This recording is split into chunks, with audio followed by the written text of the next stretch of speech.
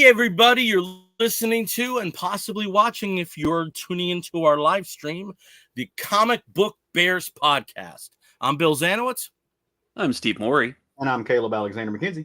And we are your hairy, heavy homos that talk about comic books, but you don't have to be a hairy, heavy homo to listen in or possibly stream in. Yes, we are coming to you on a Wednesday night, and no, this is not a regular episode. We have a loaded episode tomorrow, but when we were looking at everything, it kind of made sense to bust this out of what we have planned for tomorrow because we didn't want to have, potentially 3.5-hour show. So we are going to be talking tonight about the Marvels. And if you don't know what that is, it is the 33rd film in the Marvel Cinematic Universe series of films. 33. 33. Yeah. 33. I still remember watching Iron Man in the theater. Like that blows my mind. It also blows my mind that Bill just uses the phrase "loaded" and another. I forget what else you said, but in the same sentence a while ago, and we're just gonna let it slide. Yeah, let it slide. Yeah. Somebody else will mention it. I'm sure. Don't do that. We got enough of that stuff. That's true. Steve. I've been hanging out with him too much. So we'll be talking about the film tonight, but we do hope that you'll tune in tomorrow for our regular show. We have a guest coming on. We have a lot of news to get through. Just a lot of developments that have happened, including touching on the Marvels. We'll hold that discussion until tomorrow about how it factors into the news. But we did want to get an episode out and say what we felt about this film. Steve, you are our evergreen dude to take a film plot and provide a synopsis for us to get the conversation going. So I ask you, can you please do that again? Well, I'll certainly try, and I'll try to keep it short because they do pack in a lot. This is one of the shorter Marvel Cinematic Universe movies, but they do get a lot of sort of like plot stuff kind of squished in pretty much all over the place. So I'll try to summarize as much as I can. So Dar-Benn, who is the new leader of the Kree, finds one of a pair of quantum bands and uses it to try to restore her homeworld of Hala. Hala was destroyed after a very powerful civil war that more or less was kicked off by Captain Marvel herself when she destroyed the Supreme Kree intelligence. And so Dar-Benn is trying to use the quantum band as a way to steal resources from other planets to restore the pretty much almost completely destroyed planet of Hala. And in doing so, she's disrupting the Grand Jumpgate network that spans through all the galaxies. And explain what a Jumpgate is, please. So a jump gate, basically, if you've watched any of the Guardians of the Galaxy movies, you go right through jump gates to get to planets pretty easily, to get across galaxies, to get to other galaxies very easily and quickly in the sort of Marvel cosmic universe. But in any case, there's a jump gate that's near Earth, and in investigating that jump gate, Monica Rambeau, now part of Saber, and Captain Marvel over on the other side of the galaxy, also seeing a jump gate that's been opened up. They touch it, and their powers become entangled with the third Marvel, the third heroine here, who happens to own the other quantum band, and so, of course, is attuned to what's going on with what Dar-Benn is doing as well. So the three of them, their powers are entangled, and hilarity and confusion ensues when they every time they use their powers, they basically swap locations wherever they are in the galaxy or in the universe. And the three of them together must, work together to find Dar-Benn and save basically the entire universe from collapsing in on itself as the jump gates get more and more unstable with each wormhole that Dar-Benn opens. It's just a lot of madcap adventuring, lots of fun power switching, some pretty cool fights that happen because of this trope of them switching themselves constantly. But also a lot of fun family shenanigans with Miss Marvel's wonderful family reappearing again from the Miss Marvel TV series on Disney Plus. Getting to spend the rest of the movie with good old Samuel L. Jackson, Nick Fury himself, up on the Saber space station. If you love cats, this is the movie for you. If you hate cats, this is the movie for you. I really think that that they really did outdo themselves in just wackiness in this. And I think out of all the other movies that have come out around, around the, I guess, phase 3 and 4, this one's probably closest to a Guardians of the Galaxy movie. Not just because they're in space, but because of a lot of the things that we get to see, the jump gates, the spaceships, the Kree factoring in pretty heavily here. But also Flurkins. Lots and lots of Flurkins. Really well used Flurkins. Very well used Flurkins. Yeah. And we'll talk about what I think when we start talking about spoilers, I think one of the most James Gunnish scenes in the entire movie involves the Flurkins. Yep. So what did you think of the film there, Steve? Oh, well, if you're going to go right into that, do you have more plot you want to provide? No. I think that's fine as a good, without getting into spoilers, because there's a lot of spoil that can happen there. I loved it. I thought it was one of the most joyful and heartfelt of the Marvel movies that we've seen in a while, where the humor and kind of the lightheartedness was the overriding factor in this, as opposed to sort of these dark elements, which there was some dark elements, but they weren't overshadowing, I think, the light feeling of this film. There's a lot of, I would say, deserved humor. It wasn't forced. And I think that's a credit to the writers for this.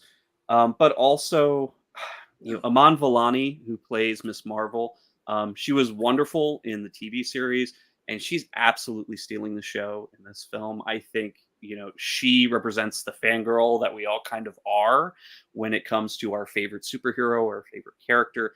And here she gets to fight alongside her. She gets to know her. She gets to be in her mind, literally and figuratively.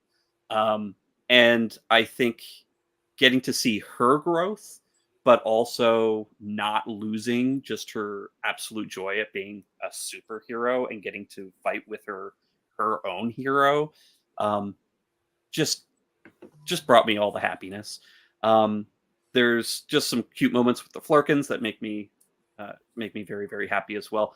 But also Sam Jackson here, especially after Secret Invasion, just made him really a depressing character, and just was not. That was not a fun show to sit through for me. Here he is, I think, being Nick Fury, but also not being horrible, and actually participating in the fun and participating in the humor. He works very well with the family. It's all the same actors from the TV series, so they get to reprise their roles, and also work with Sam Jackson, who is actually works very well with them. I think he has a really good rapport with the rest of the cast, and this is just a fun movie. There's a song and dance sequence. Like I mean, you're not going to find that in most of the other shows, except for Guardians of the Galaxy, which I think is probably the closest. Yeah. I'd say that the closest related film in terms of feel, in terms of color, in terms of just music playing a pretty solid front-facing role in this. But if you like the Cosmic Marvel movies, this is right up your alley. Okay, Caleb, how about you? What did you think? Yeah, I mean, I'll echo a lot of those sentiments. I thought it was absolutely delightful. It was lighthearted when it needed to be, but they did a really good job sharing the more suspenseful moments. It kind of carried this. It carried this theme through that. The thing that sets us apart is, yes, this is a cosmic level event, right? We are seeing, again, without spoiling, we're seeing something akin to Incursions here, but it can be handled in a different kind of way, right? Like there are other ways than solving problems in what we would see from maybe Tony Stark, right?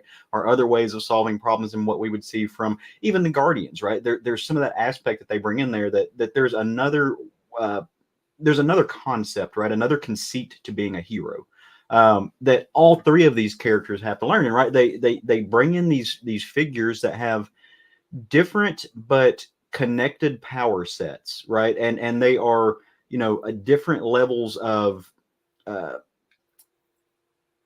don't really know how to put it, right? There are different levels of not only just power but skill.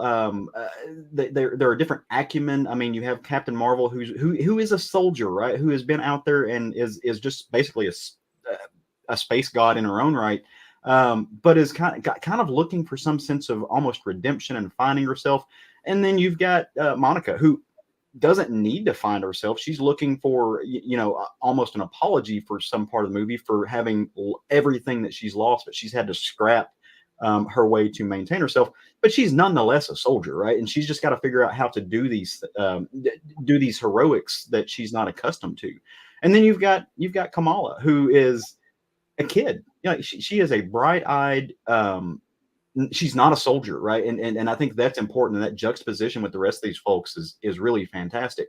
She's a fan, and I think you said it right. She's a fangirl, but she's also capable, right? She sees the world through a young lens, right? And so she's able to kind of take this idealistic nature and say, hey, like I am not so cynical that I don't believe that there's a tomorrow. And I think it's awesome that I get to see you guys. And oh, cool, you can do that thing. Well, I can do this thing. And hey, I'm a part of this team too. I'm not just on the outside looking in. And most of her journey, I think, is kind of that. She's finding her own space and accepting that she deserves to be a part of it. If you've seen, the TV show that she was front and center in, her family and that family dynamic plays in so well to this movie, because especially when you see what she has versus what Carol does not have, Monica thought she could have but didn't, and that, even though they're a triad of folks, actually I'd say there's a quartet of folks, right? If you consider the quote unquote big bad, who is, not doing great things, but maybe is doing things for this kind of human reason that we see. Mm-hmm. All of it revolves around what would you do for the people that you love? What would you do to avenge them? What would you do to prevent bad things from happening to them? So I think the message was really, really, really well conceived. And ultimately, I think it was well executed. Like Steve said, I thought the brightness of the film shone through. I thought the ridiculousness of the film showed through at times, because it should be. It's based off of comic books. It's got cat with face tentacles. Why should it not be ridiculous? So, why shouldn't there be a song and dance sequence? I thought that was excellent. Really had a great time. And, I know I say this a lot, but when I go see Marvel movies, I'm not looking for the next cinematic masterpiece. I'm looking for entertainment. I'm looking for popcorn, looking to have a good night out with my husband. I'm looking to eat a hot dog and enjoy myself and laugh and maybe cry and feel something and be moved and be entertained. And I was all of that, right? I didn't cry in the film, but that's what I wanted. So I there's no way I didn't have fun with this film. CGI was great. I think I've heard some people say that they noticed some spots, but I mean, you can pick at nits all day long. I saw Ant-Man. I'm not going to complain about the CGI in the Marvels. So, I don't know what your issue is. So, but go see the film. I mean, ultimately it's super cool, and it's setting up really, really, really happy making things for me. So I'm excited to see where they go with this. Cool. Yeah. Yeah. Up. He's gonna sneeze. He's gonna sneeze.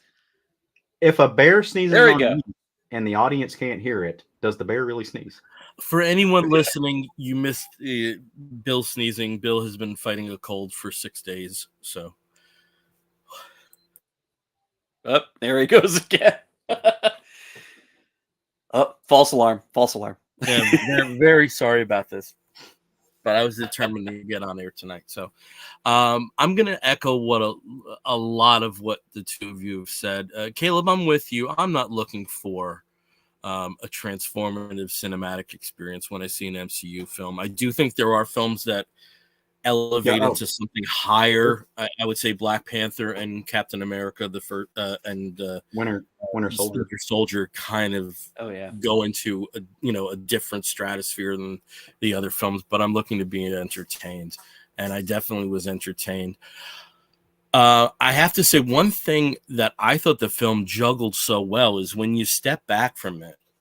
This is a sequel to Captain Marvel, to WandaVision, to Secret Invasion, and to Miss Marvel, with some threads from other films in there too.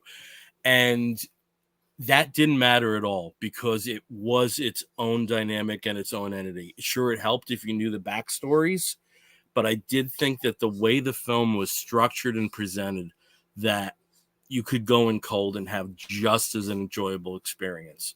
It amazes me. This is Iman Vellani's film debut. And she's unnatural. She, just shines in this movie. I think even more than the TV series, because I think she had a bigger job to do in the TV series since it's hers. But in this one that is so based at its core on her interaction with the other characters, I just think she did wonderfully. I thought the cast, with one exception, I thought were all excellent. And I'll tell you who I didn't really appreciate too much, and that's Zawe Ashton as Darben. What's Darben? Darben, yeah, because that could have been any actress in their 30s. I didn't think she brought anything especially prominent to the role, but I will say something, Caleb, you touched on. That's a very interesting character. It is. Because if you had gone what that character had gone through, where would you be? I probably would have maybe not taken the steps that character took, but ideologically would definitely be aligned with her.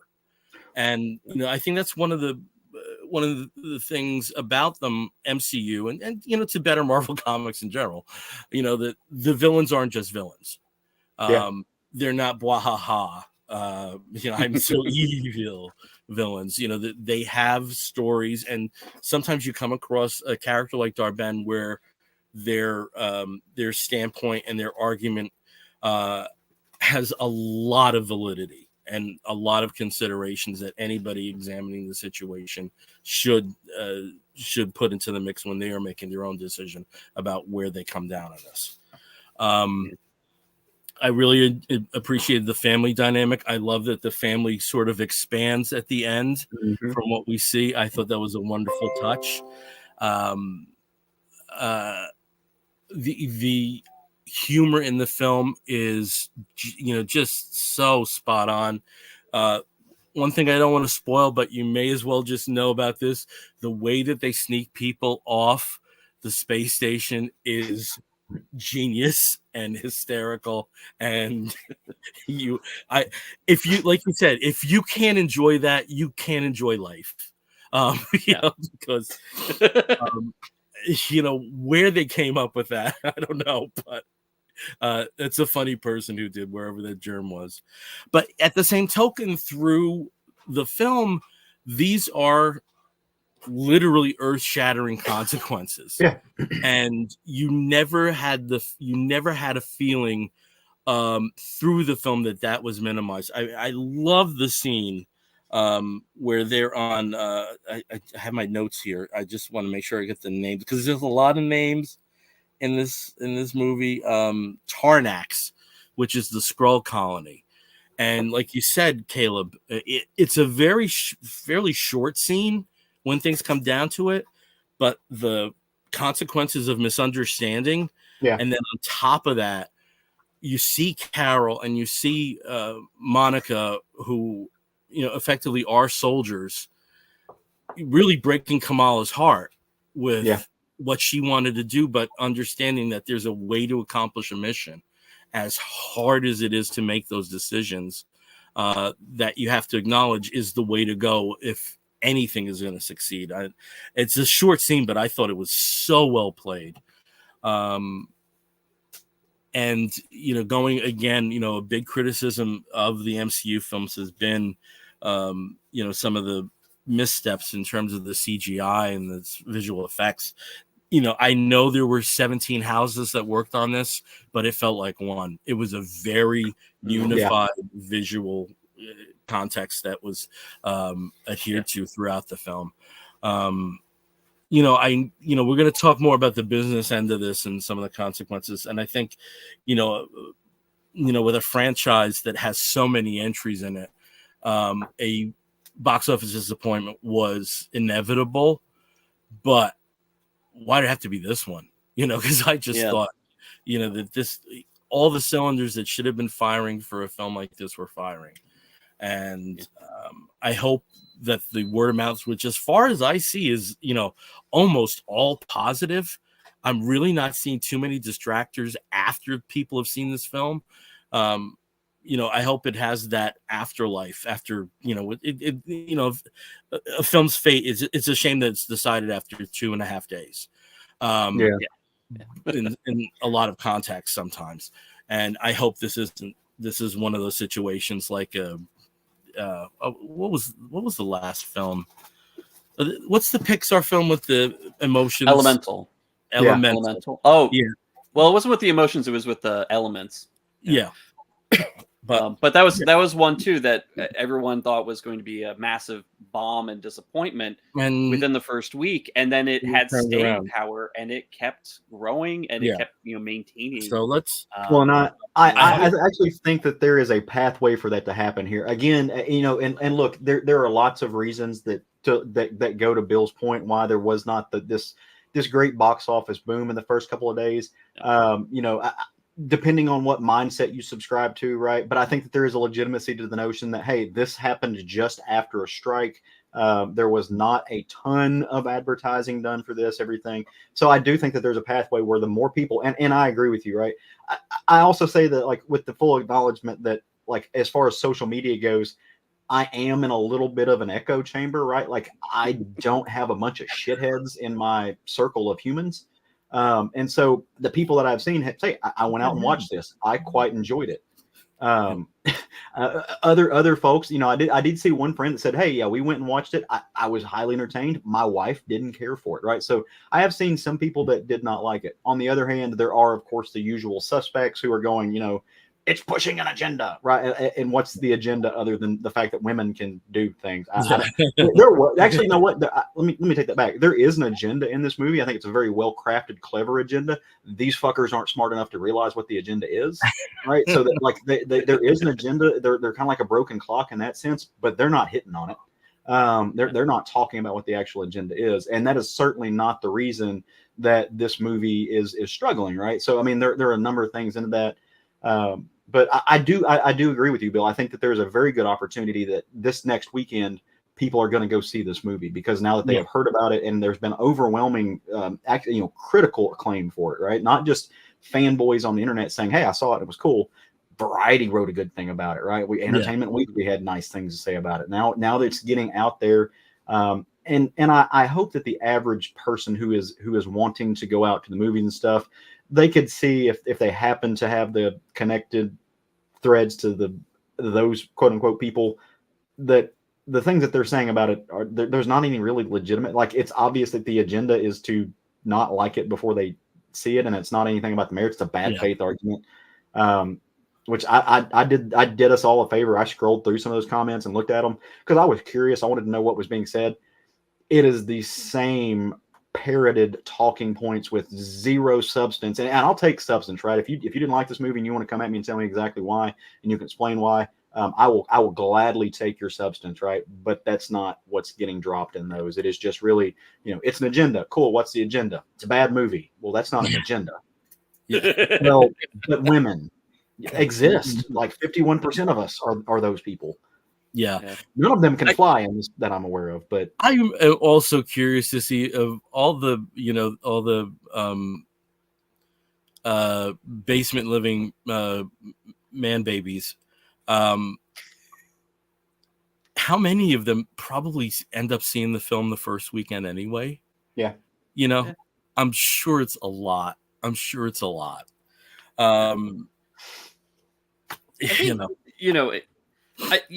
talking about sort of, the negative preactions to this movie existing.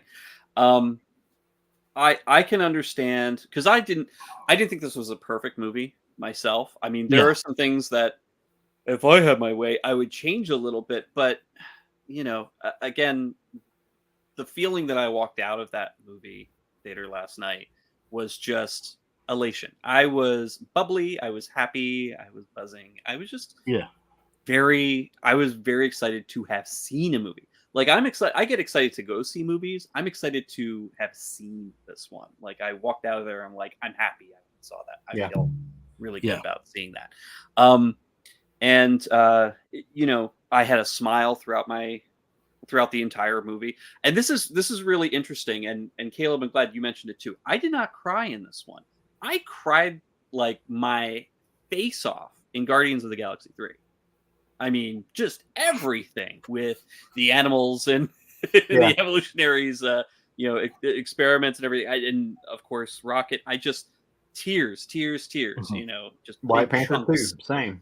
Oh yeah, Black Panther 2. Like, 2 minutes.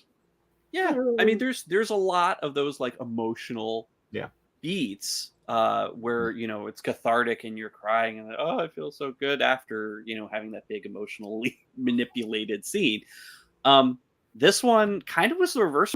There was some depressing and some some sad stuff that was discussed and shown and everything. And I'm wondering, because this is one of the shortest of the MCU movies, I'm wondering if there was a lot that was taken out that could have led to a little bit more of like a tugging at the heartstrings kind of scene.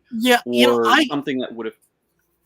I tend to not think that, and I think sometimes you can see a film and know that there were chunks taken out. That there's a different speed to it, that there's a closeness to characters that doesn't really make sense with the way that the film has transpired so far. I didn't get that feel from this, and I think this is also very important to show that an MCU film can exist that isn't 2 hours and 37 minutes. Yeah, I think that's an important move. Yeah. Absolutely. Well, I think some of the thing with what Steve said about this wasn't a film I cried either at.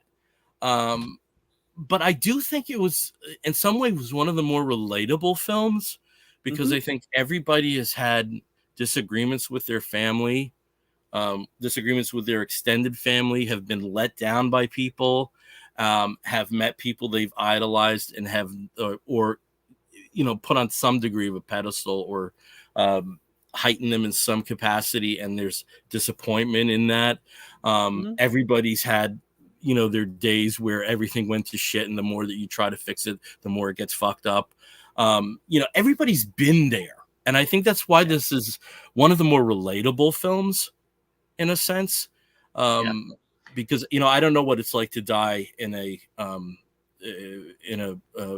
medical experiment holding cell. I don't know how I don't know what that. I've never been a bunny rabbit with metal spider legs. It's true. I'll cry my eyes out at the thought of it, but I don't know what that's like. But here, I had sympathies and empathies for almost all the characters, including, as I said, including the characters that you're not rooting for. Right. Yeah. Can I have a theory on why that is? And again, just a theory, right? This is not a cynical movie. And a lot of those movies that we're talking about, even the ones that I genuinely like, if we're talking about, there are moments of Guardians 3 that are incredibly cynical. There are moments of Wakanda or Black Panther 2, of all of these films, right, that are incredibly cynical. This is not a cynical movie, and perhaps, and I could be wrong about this, but perhaps that is because it is a movie told through a feminist lens, right? Life does not have to be cynical in that sense. There are, to me, that was why I really like they addressed every issue that came up, all of these incredibly heartbreaking things, these troublesome things, these reflections of things that are actually happening in our real world, but they view them as a solvable problem almost at every jump. And maybe that is because you have a very wide-eyed young person who is a core member of this group, right? It could have been cynical if it had have just been Carol. It could have been cynical if it had just been Monica, right? But you take both of them and then you add in you add in Miss Marvel, who has this, again, this hope, this youthfulness about her. To me, that's a very like the entire movie. It reflects cynicism. It does not let that cynicism take root. And I thought that was a really good notion to the film. And I enjoy, look, cynicism is my base, right? I drink cynicism and coffee for breakfast every morning. That's just how I exist in the world. I'm fueled by cynicism, body dysmorphia, and metal. That's about it. But like, this movie didn't have that. And I still found a way to gravitate towards it in the way that I haven't gravitated towards other films. Yeah. And I think that also kind of goes towards, and I don't know how much this is a spoiler. So those of you who are listening or watching, like, you might want to plug your ears. Spoiler is happening. But throughout the movie, and again, Bill, I absolutely agree with Zoe Ashton. I love Zoe Ashton and other things that she's done. This did not give her really a chance to. Yeah. It's really one of the situations show her with chops. a very good actor or actress, like Christopher Eccleston is another example that the film did not serve them well. I think even though the character is a good character. Yeah. I wish they had not used like this character profile of the accuser. And I think that's part of it, right? Like there's so much of her character that was just modeled after Ronan the Accuser. That we've already seen, right? And I mean, complete with Hammer, right? Yeah. So, and I get that that's part of the makeup. That's what her job is, right? And that's a tool that position uses, right? It's like a Jedi with a lightsaber. But I think they took that character makeup and they tried to create a different version of it, and they did not separate it enough. And that's to Bill's point. I think that they could have basically grabbed a number of people off the street, anybody who has a basic level of experience acting, and stuck them in that role. And I think they could have done the same thing. There was no shining moment. Which is too bad, because that character throughout the movie, our three heroes are not trying to kill her, not trying to destroy her. They're certainly trying to stop her, but in a way that doesn't also doom everybody on Hala, the billions of people that live on that planet, because that's what Captain Marvel is spending, so much of the movie just feeling terrible about. But learns like there is another way. Like there is another way to do this. Optimistically, there are solutions to these problems where everybody kind of gets what they need, gets what they want without, killing everything. Almost like a two-state solution. Oh, no.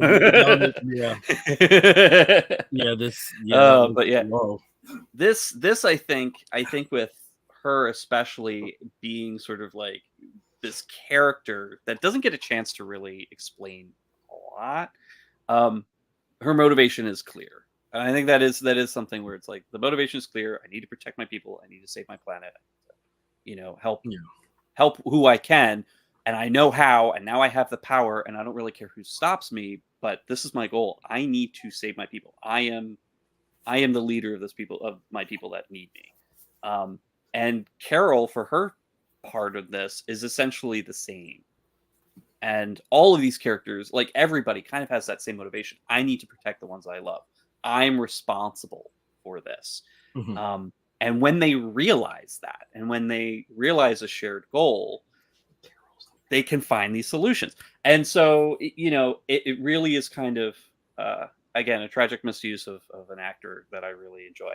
But, I think there could have been some changes to how that character is presented that kind of would give you that hope or that optimism that there would be redemption. Which, again, in most Marvel movies with these villains, that's doesn't happen. There is no like potential redemption for most of them. Not since back to Black Panther, really. Where there is that hope that Killmonger, can realize what he's doing, and that's what T'Challa is trying to to meet him on his level, but Killmonger just can't. He's lost. But you see that struggle, and you see that optimism, you see that, and that's something that I did appreciate about this movie, is that there was that feeling that, like, hey, this person can be saved, and we can save everybody too. There is a solution. There is some way to solve this. Caleb, I'm going to have a soft disagreement with you on one point that you made, where you said that the film was through a feminist lens, and I think that's accurate to some degree, but I don't want to get into semantics and labeling here, but one of the more appealing things about the film, and let me just try to put this in this context, the heroes in this film are all women, but the heroes in this film just happen to be women. That's what I came away from with this, that this wasn't, like the equivalent of the Spice Girls. There wasn't, like you said, and that comes to like cynicism. That their formation was organic, and they're even like, scoffing at the idea that they're a team, yet they know they have to find some degree of coordination to reach the goals that they need to reach. So, I'm trying to find the right way to express this, but maybe postmodern, post-feminism, I don't know. But it didn't have that, certain bells and whistles weren't present. Well, it certainly wasn't. And I don't want to say that, but even saying that makes it sound like those bells and whistles, that their presence would be unwelcome. You know what I mean? I'm having a hard time with properly expressing this, but I do think that the gender of the characters was of almost no importance for a lot of the film. I mean, I can beyond the example of having a team of females. Yeah. I can kind of disagree with that too. That I think in this, it was important that that we had a team of 3 women here. Who were the ones that stood up and were able to, focus and save the day. Just because of who these characters are, I don't think that they would have been the same if they were any other character. Like if there was anybody else in the MCU who was, a man or male presenting. But I think that there is something to say. The director, Nia DaCosta, her first big film was, I guess it was Little Woods, which I did not see, but Candyman, the remake of Candyman, which had a lot of criticism there, but was also kind of a very interesting take on the original Candyman idea, the original Clive Barker Candyman from the '96 movie, which even in itself was an interpretation of the Clive Barker Candyman. But there was something to be said there for minority women, for women being front and center in this film. But I kind of agree. Like if it's not that the defining feature of these characters is that's a good way of putting it. It's not the defining, is that they are women. Very good way of putting that. Yeah. Right. That's what I was. It is important. It is important that they're women in that. Yeah, and so I said this just a second ago, and this movie's not Barbie, right? Like this movie is not Barbie. It is not that overt, but I do think that it is part and parcel of this movie that all of the main characters to some degree are women. And I think it's also important that they, that the white women are women, and that the women of color are women, and the placement of it, and that the villain, the villain is a woman, right? So it does not take this. And so knowing what I know about about the director and the people who wrote this movie, right? I think you have to contend with the fact that it was written and these characters were picked for this, right? These characters were put in this place. The plot was written the way it was, and it does not, like, a feminist movie does not have to be as overt as Barbie, right? It can be toned down a little bit and still have still be written, and it can be written with a feminist viewpoint, right? Like, and again, that goes to what your definition of feminism is. I tend to watch things through because, again, I'm a weird art nerd that went to school and got a degree in like creative writing and all that nonsense. So like, I view things through things like feminist lenses. I critique things through this idea of, a Marxist lens. I see class and race and gender and stuff in things that, like, my husband looks at me and is like, how the fuck did you get that idea from what we just watched, right? But like, I can break down SpongeBob into all of this stuff and tell you about how this has a message and what it's trying to do, right? And that's part of who I am. I don't think I want to see movies with you. No, it's terrible. You should not. Like flat out, I drive, like, bless my husband for putting up with me. It drives him crazy, right? But I also think that the movie, and if you listen to the directors, if you listen to the people who were integral to the making of this film, of any film really, nothing is done by accident. I genuinely think that even in this, which is a popcorn film, right? I think it's the gender is necessary, and it may not be overt, right? It may not be like "I am woman, hear me roar," even though there's a lot of "I am woman, hear me roar" in this film. But it's finding a different way to do a different type of messaging, right? Because we have Barbie now. We have these other movies that are doing different things. This can be a traditional style action film and still have those same messages, and still shoot that message that, hey, women in these high-ranking roles and women of power, they have to contend and think about other things rather than gender. They have to balance it, though, because they also have to contend with all of these. At the same token, if that's your approach, then wouldn't you say films like Birds of Prey or Black Widow that operate in the same area address that more overtly? More overtly, yeah. Overtly. This one was very, and I actually, when looking at it in terms of subtle, like going back to Bill saying post-feminism, in this, there is. The dynamic there is not a patriarchal dynamic. Like, we're not talking about these women are fighting against, a structure that is, anti-woman or misogynist or anything. This is no. In this case, I think that's a very good point. They're not fighting patriarchy. They're fighting empiricism in this film. Mm-hmm. That's what they're fighting. They're fighting empiricism and the echoes of empiricism. That, I know we don't want to go. That goes beyond gender as far as I know we don't want to go to and we've talked about this. Like, I'm also really uncomfortable with old being guys and commenting on right? feminist traits. I, of course, know more than anybody else. And I'm certainly not making that point, and I have no idea what it's like to be a woman. I do know what it's like to be a gay man, and there's not an equivalency there, and I'm not making an equivalency, but like I think misogyny and homophobia are incredibly directly related, right? And transphobia and everything else, right? There's a root there that all stems from the same place. So I think we may not be the best ones to talk about like what it's like to be a woman or fourth wave feminism or post feminism, right? But feminism does help us as gay men. Point blank. Yeah. So, and there is something to that, right? Misogyny is built into homophobia, is built into transphobia, so it's built into queer violence. Do you want to talk about the really spoilery stuff, or just let people discover the mid-credit scene on their own? Well, okay. So I'm of two minds on that. I am definitely of two minds on this one because I think that it is a super fun thing. However,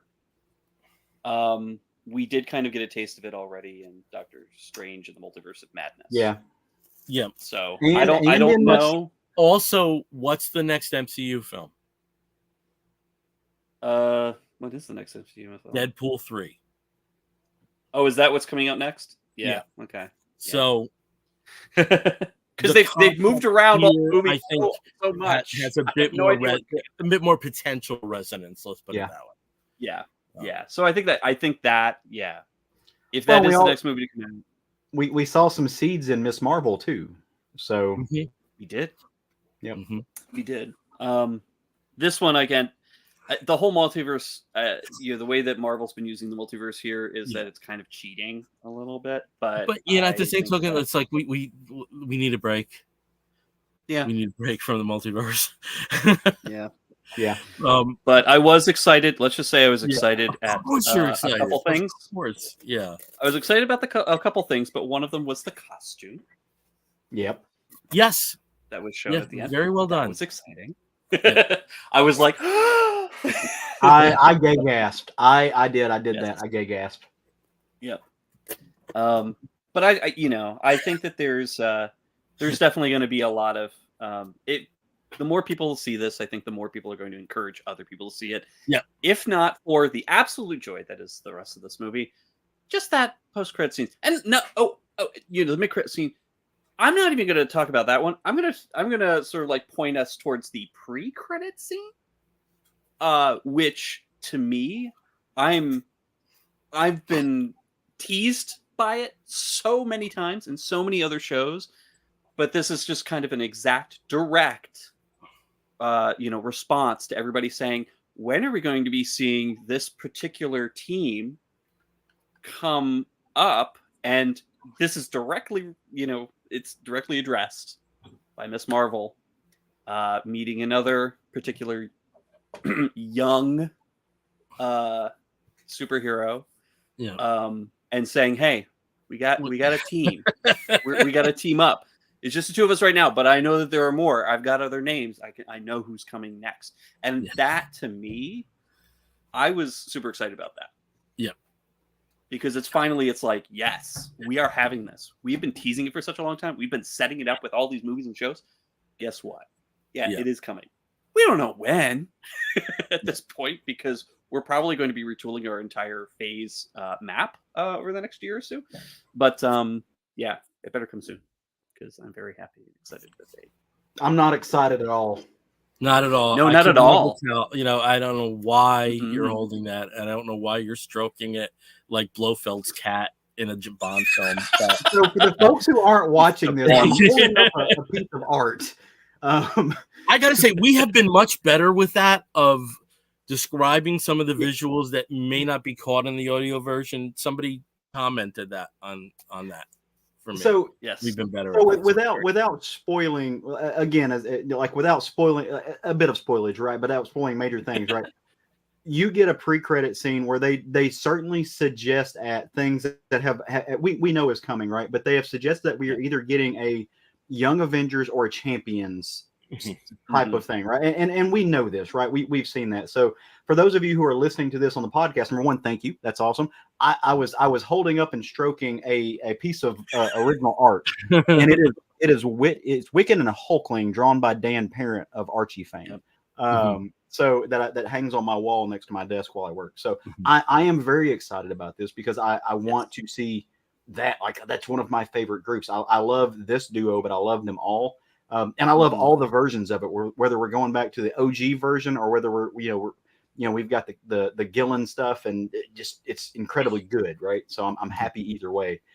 I cannot wait to see Wiccan and Hulkling, and we know through I say no loosely. I'm not the popcorn whisperer by any means, but we know that we assume, or we have heard rumors that the one of the actors from Heartstoppers is probably definitely cast as Wiccan.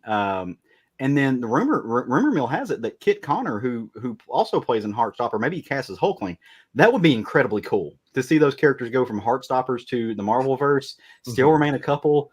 My little YA loving heart would explode. So I think want that would be kind of like weird, like sideways typecasting, I guess. But at the same time, I can totally dig that. Yeah, I'm here for it in a big way. Fan casting. But yeah, I mean, I'm excited for that very much so, and this movie gave me that, which made me very happy. Like, it wasn't just a, hey, look who we're showing. It was a, look what we're actually showing and telling you that we will be doing. Yep. So I was like, okay, good. Yeah, and the Flurkins. And Can the we- Flurkins. So are they Flurkinettes? They're Flurkittens. Flurkittens. Okay. See my little thing? They're Flurkittens. Flurkinettes. Would they be Flurkai? Would like a well, I don't know what a group of them are called. Are they Flurkai? Well, Flurky?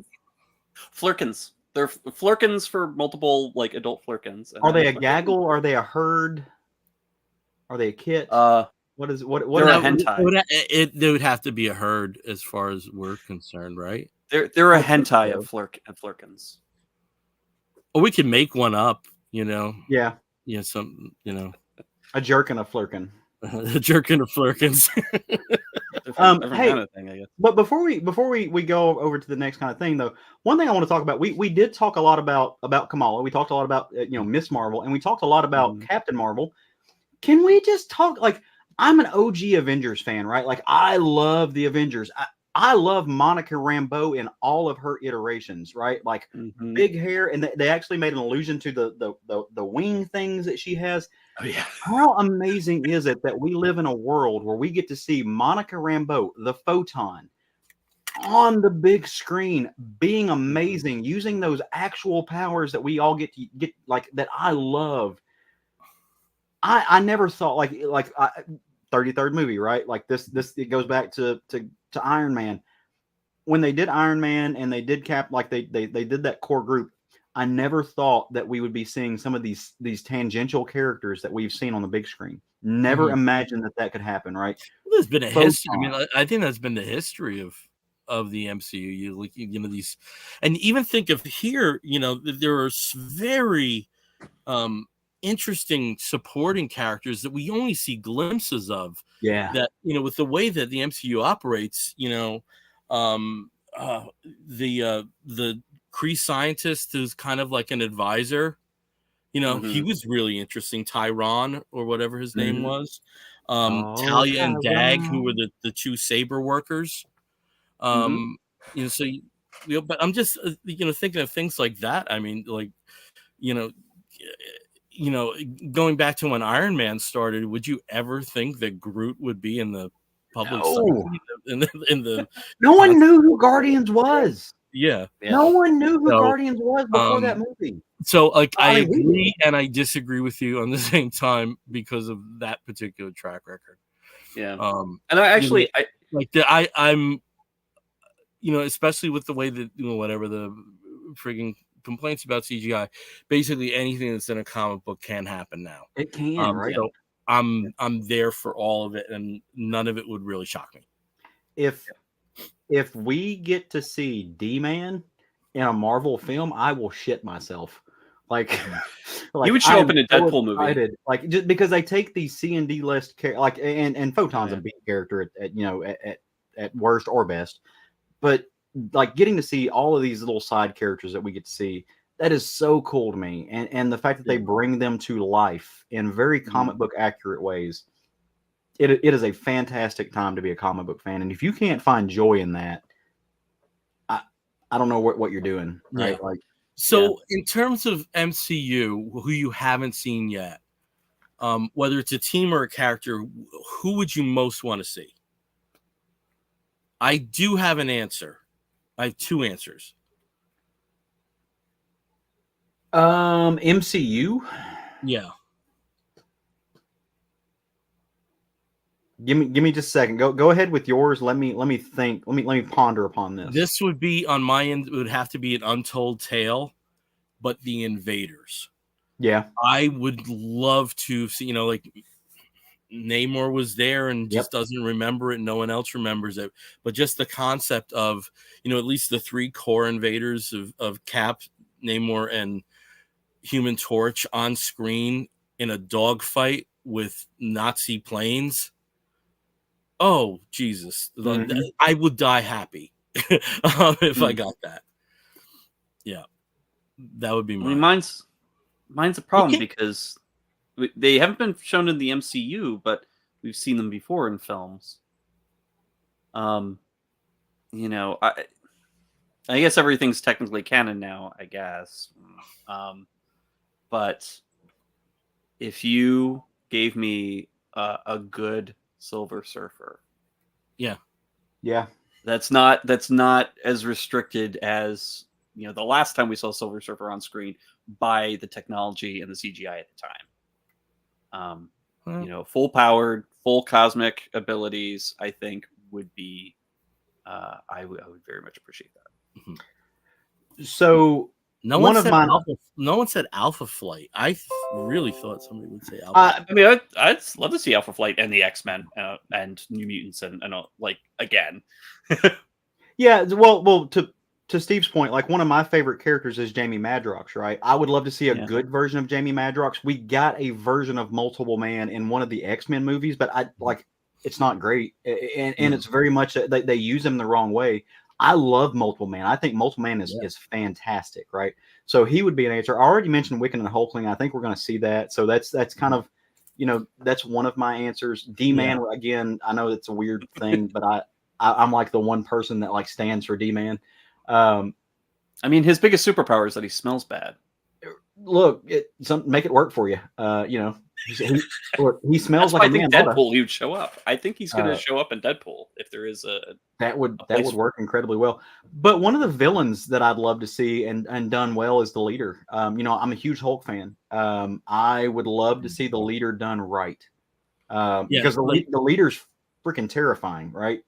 What I'm going to pitch that one back to you. What villains that you have not seen would you like to see and see done well? Well, mine is Revision. Is I want to see like the Soulless Ginger daddy version of Dr. Faustus. Okay. And not necessarily what we got in Agent Carter. I would like to see that. Give me Arcade.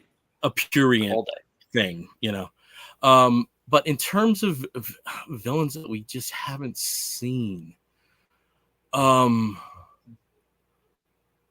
think not a huge villain, but I always thought Black Tom Cassidy would make a really good cinematic villain. Yeah. I just think the elements are there. There are others.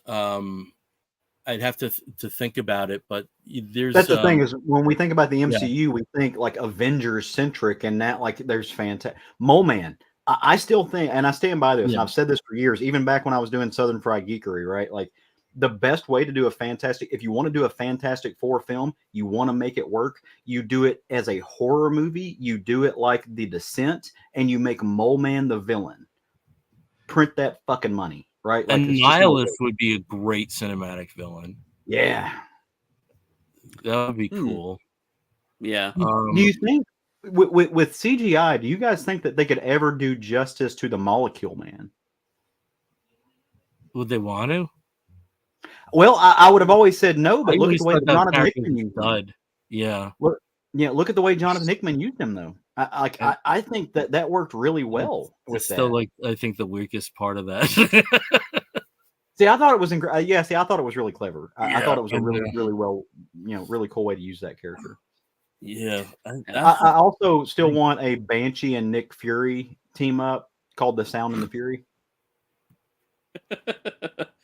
But I want them played by the actors from the 90s movies. I want David Hasselhoff as Nick Fury, and I want what's his face? Oh God, what's his name? Oh, we just talked about him a few weeks ago. Like Michael, is it Michael something? Oh, I don't know. God. He looked really good in the 90s. But with that horrible accent. But anyway, I gotta look it up. We can talk about this for a while. Steve, I'll look him up. But yeah, like I said, arcade, all day arcade. Arcade would be very cool. An arcade that a modern version. What? Well, modern version. Jeremy Ratsford. Jeremy Ratsford. Yep. Who's like a modern version of who's all like chunky now, which is great. He was on Cold Case for years, but he was Banshee in the Generation X TV movie. Yeah. So have they dealt with arcade in the sense of bringing arcade up to the modern age to consider like what would arcade do with video games? Too? Right? Arcade. Well, he's done video games. The villains I hate. He's done video games. He's done all of that, but for him, it's it's real. It's, you know, if the danger room was actually trying to kill you, and all the people that you know are trying to kill you, and everything that you are experiencing is an absolute lie because it was manufactured by some complete psycho who just wants to see you suffer. That Right. to me is like the essence of Arcane. You could, you know, make them fancy. You could have them do like, you know, it's all holograms and stuff. What, Well, you but know, but I guess what I'm saying is, what would you do with a scenario where Arcade has access to an open world concept on the internet, AI technology, and a 3D printer, right? They have never brought Arcade fully into the modern era. All of his stuff is still kind of circled around this like idea of a weird circus and all this other stuff, right? yeah. But that's like what would you do if you really made Arcade a contender with modern technology? I don't think they've done that yet, which is I know what I do. I didn't want to see the terrifying. movie. I know you wouldn't, but I think it would be a really cool film. But in any case, before we move on to the final segment, I just wanted to say we've gotten some people who have joined us tonight. Oh, cool. Been really bad at doing this, but we had Old Man Jeepstar joining us from Twitch earlier. We've got Tony Gilkinson joining us from Hey. Facebook. Hey guys, long time. Looking forward to hearing your thoughts on the Marvels. Yes, well, And hopefully Tony you heard even them. heard the reference to the popcorn machine Oracle. Exactly. John Westhoff, of course, throwing the horns around the bear, which is great. And then we've also got Virgil Kane coming to us from Manchester. And Virgil also, I want to show this because this is what had us giggling. Virgil Kane says, I had a nightmare where I was a football player and sneaked into the cheerleaders' showers and they made themselves invisible. It is sad. Also, mix that with the Arcade scenario. Mix that with Arcade. Right? That is how Arcade gets that you. is actually like, Virgil, thank you. I'm writing that, and I will be a billionaire, and it's your fault. So I appreciate you. And Tony actually says Mojo and Arcade together, which I'm sure would make Bill extremely happy because they're both great characters that Bill loves so very much. I don't mind Mojoverse stuff. I just think there's like one or two stories that come out of it. Yeah, that's that. I mean, Mojo has been kind of. I think it's a great concept. I just don't. But it really hasn't been bettered since the first Long Shot series. Yeah, you know. So although I do love the Mojo from several years back, and I forget who was writing X-Men at the time. But Mojo, who kind of like came to Earth and got himself a human girlfriend who thought that he was actually kind of cute and just tried being a good guy for a little while, which was really fun. Now, with the update, Mojo is streaming. I think there's a story there. I still want to see a Mojo story, but where Rachel Maddow is actually fighting him. Like, I want that. Like, that would be 24-hour news cycle battles. Where we get to see Rachel Maddow, who has done several cameos in superhero stuff. Like, I want to see her deal with Batwoman. Yeah, she did Batwoman. Mm-hmm. Cool. Okay. All right. Do we want to get into our geek gets? Yeah, our geek wolf or woofs. Yeah, so we'll just provide this caveat here. When we have a regular show, which you can tune into tomorrow, we have segments called Geek Gets, where we show off something that we got that is under the geek genre culture umbrella. And we also have something we call the Wolf of the Week, where we spotlight something which might be a film or a TV program, might even be a comic book or a charitable initiative. Always got to get that in. Just something that we think that viewers or listeners may be interested in sampling.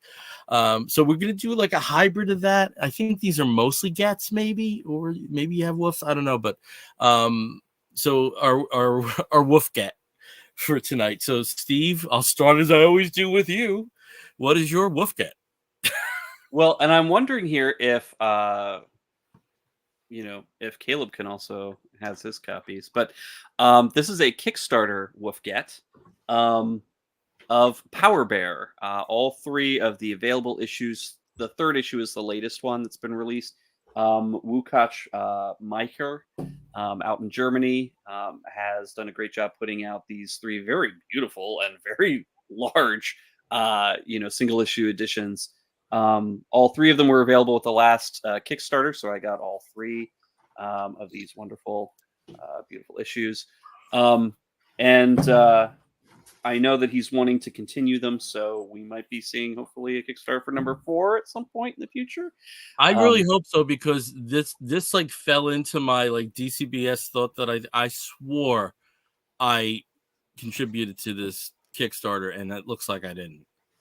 Well, and it's definitely he's got some other things that he has available as well. So yeah, Cleaner and Bear 4 will be Stories. from So you. yeah, and you can still get previously published issues as well if you go to his website. Cool. moomcomics.de. You don't have to speak German to enjoy these. They do have English versions. Okay, Caleb, how about you? What's your wolf get? My wolf get is, which by the way, I love that phrase. It is a new album. It is the album Stone from the band Baroness. For those of you who know me, I'm not Bill. Don't claim to be. Bill is much more musically encyclopedic than I am, but I do love music, and I have recently, in the past couple of years, gotten into vinyl because hipsters will save us all. But I really do enjoy it. Right, it's my favorite thing. Where I kick back and I listen to vinyl and I just enjoy myself. Baroness is a band that kind of falls into the genre of metal, although I don't even know what that means anymore because there's such a spectrum of it. If you enjoyed Mastodon's last album, Hush and Grim, I think you will like Baroness's album Stone. It's a little bit ethereal. It is heavy, but it also is not just, it's not thrash. It kind of draws out. It's very orchestral. Super good music. I highly enjoy it. Very, very cool band from Canada. So we get a little Canadian metal happening. Go check them out. They are streaming everywhere that music streams. And so if you want to check, if you want just a taste, you can go to YouTube, you can go to Spotify, you can go to all the other places, listen to a few songs, but go buy the record and, check and see if they're touring near you and go support them in that way as well. It's fun stuff. So, very good music. If I had to pick a track that I love the most, Choir. It's the 4th song on the record. It's amazing. I highly enjoy it, and I think you will too. So go check out Baroness, their new album, The Stone. Okay, well, you chose a new album. I chose an old album, but in a format that I've never had before.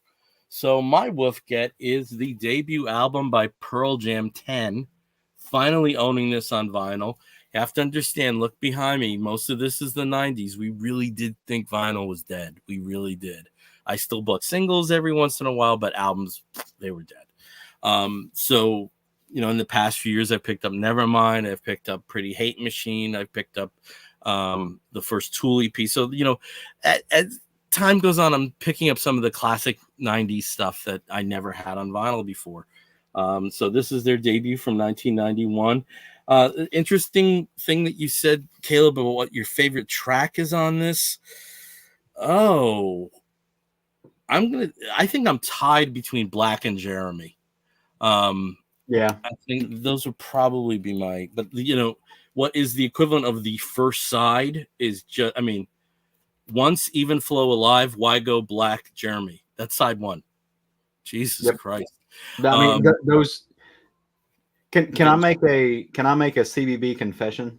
And this is going to probably have diminishing returns, and it's going to disappoint you, right? Pearl Jam is one of those bands that I highly, highly, highly respect, and I absolutely appreciate what they did and their stuff. I don't like Eddie Vedder's voice. So like they're a band, they're just a band that I respect and know how great they are. I just don't care for them personally. So it's really weird. It's really hard for me to get past. I wonder if you have had the same experience with the Yardle, is what they call it. Because he's Yar. No, he sings in vowels.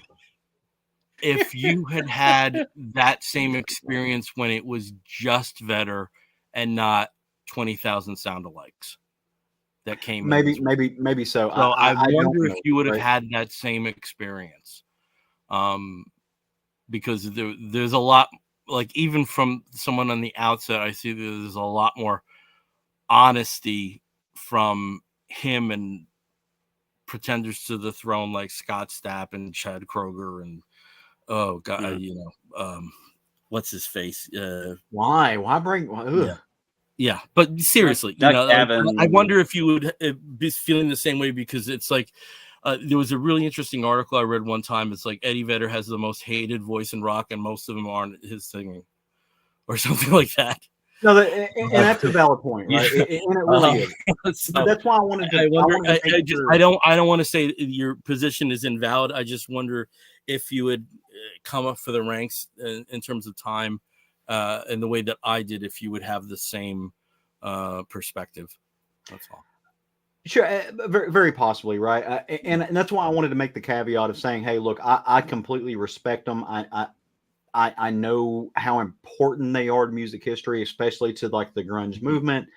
Don't want to diminish that at all. I'm not saying they're not a good band. I'm not saying they're not a great band. They are a legendary band, and they deserve that status. I respect them. I appreciate what they did. I don't personally find enjoyment in most of their songs. Now, look, you throw on half the songs that you just mentioned that are on the first part of that EP, I can probably sing along with them. Mm-hmm. And from what you're saying, I have a number of acts that fill that for me. Yeah. Rush, Beastie Boys, Grateful same. Dead. Respect the hell out of them. Don't. I would never choose to listen to them. Yeah. Yeah.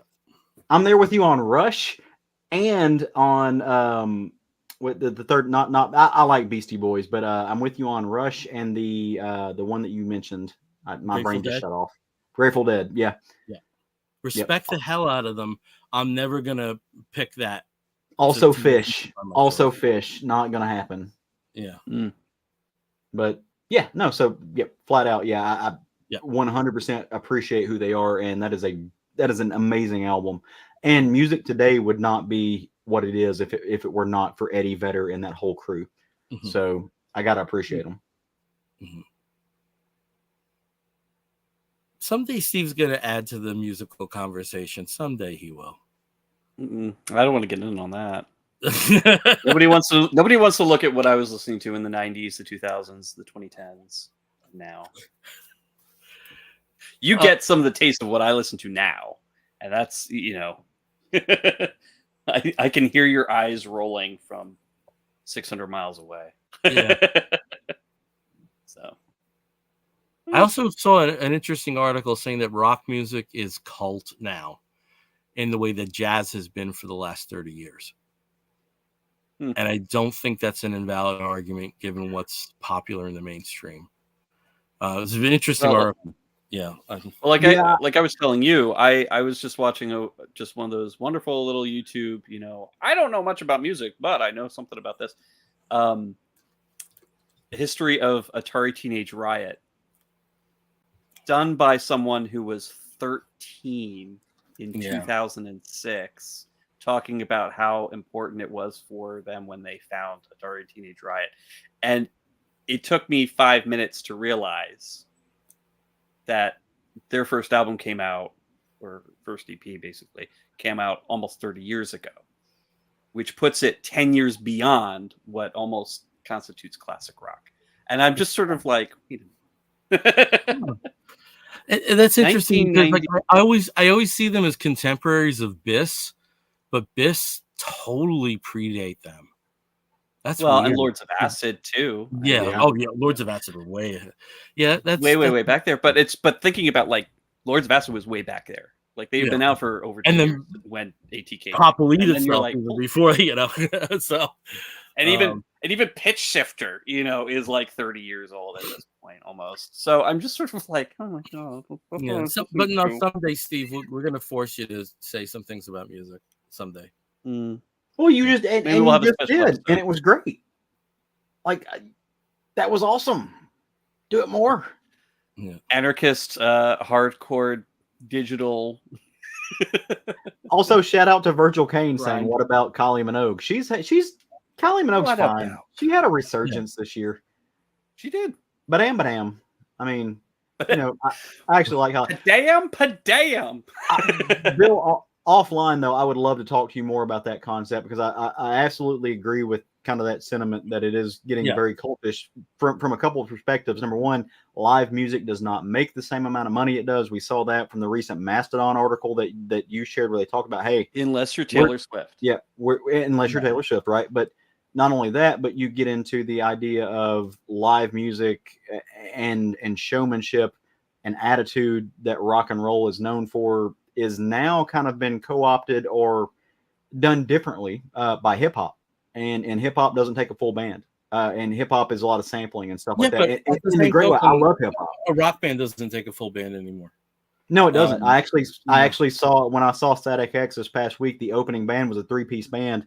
They had no bassist, they had no lead guitarist. It was a rhythm guitar. It was a rhythm guitarist, a drummer, and some guy doing something. But they had an amazing solo that was playing, was not coming from the stands. So we are now in the age of TikTok music. So yeah, it was interesting. Warpaint opened for Death Cab for Cutie and Postal Service. Yeah, and there were many moments that you're like, this is a loop, this is a sample, and this is not them playing. And it was integrated well, but yeah, they're not the type of group that I expected that from. So what are you gonna do? Oh well. Talk about another time. Okay, so we'll wrap this one up. We are the Comic Book Bears podcast. You can find us on the X and the I'm sounding like an old person here, on the X and the Instagram and the Blue Sky and the Threads as Comic Book Bears. You can find us on the Facebook as Comic Book Bears Podcast. If you want to listen to us, you can do so by downloading us through Apple Podcasts and catching us through many of the other podcasting platforms. If you want to write to us, please do so by sending an email to comicbookbears@gmail.com. If you are watching us through our Facebook live stream, thank you. If you are watching us later through YouTube, please leave a review and subscribe. We greatly appreciate that. Hit that little bell. What? Hit the little bell on YouTube. It lets you know when we're going live. It lets you know when we're doing all kinds of cool things, right? So hit that little bell on YouTube. It'll pop up in case you don't keep up with us when we're doing Surprise Wednesday shows. You don't need to do it. Bell. No, of course. Yeah, no. For our listeners, right? Okay. All right. Until next time, which is tomorrow. I'm Bill Zanowitz. I'm Steve Morey. And I'm Caleb Alexander McKenzie. If you're listening to the audio version, you're going to hear Woof and an Explosion. We'll be back tomorrow. Take care, everyone. Woof. Bye. Woof. Boom.